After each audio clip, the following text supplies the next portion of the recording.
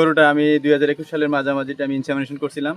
তারপরে সুস্থ মতে বাচ্চাটা হয়েছে। পরবর্তীতে বাচ্চা দেখাশোনা করার জন্য কিছু পরামর্শ দিয়েছিলাম। কৃমিনাশক আর লিভার টনিক ছাড়া আমার জানা মতে গরুতে কোনো ওষুধ ইউজ করা হয় নাই।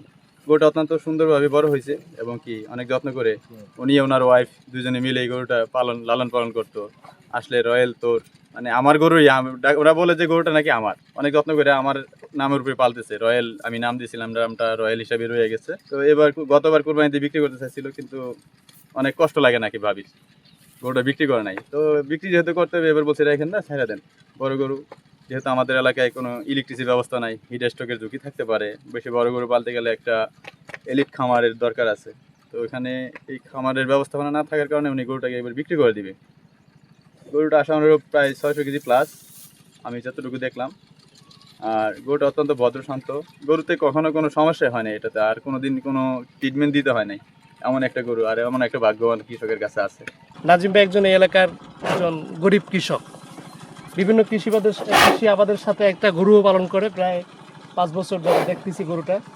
তো 2 বছর আগে এটা বেচা কেনার কথা ছিল, কিন্তু উনি আদরের সাথে বিক্রি করে নাই।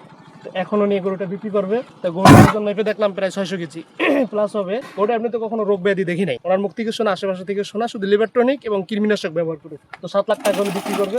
তাই আমি আশা করি এই গরুটা যেন একজন ভালো মানুষ যাদের প্রয়োজন গরুটা যেন ওনার থেকে নেয়। আজকে 5 বছর যাবৎ আমার এই রয়্যালকে পালতেছি।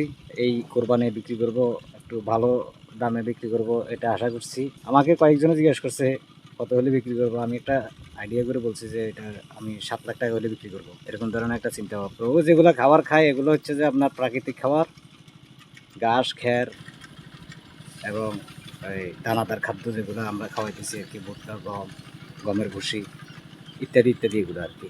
এই আমাদের এই গরুটাকে আমরা ওই অন্য কোনো ইঞ্জেকশন এই জাতীয় কিছু করে নেই আমরা, মানে আমাদের নিজেদের মতো করে মানে প্রাকৃতিকভাবে পালতেছি। আল্লাহর রহমত 5 বছর বয়স, ইনশাআল্লাহ কোনো সমস্যা দেখা দেয় না, আশা করি দেখা দিবেও না। অনেক কষ্টে লালন পালন করছি আমরা। আসলে গরিব মানুষ, এটার উপযুক্ত যাতে ইয়েটা পাই এটাই আশা করি আর কি।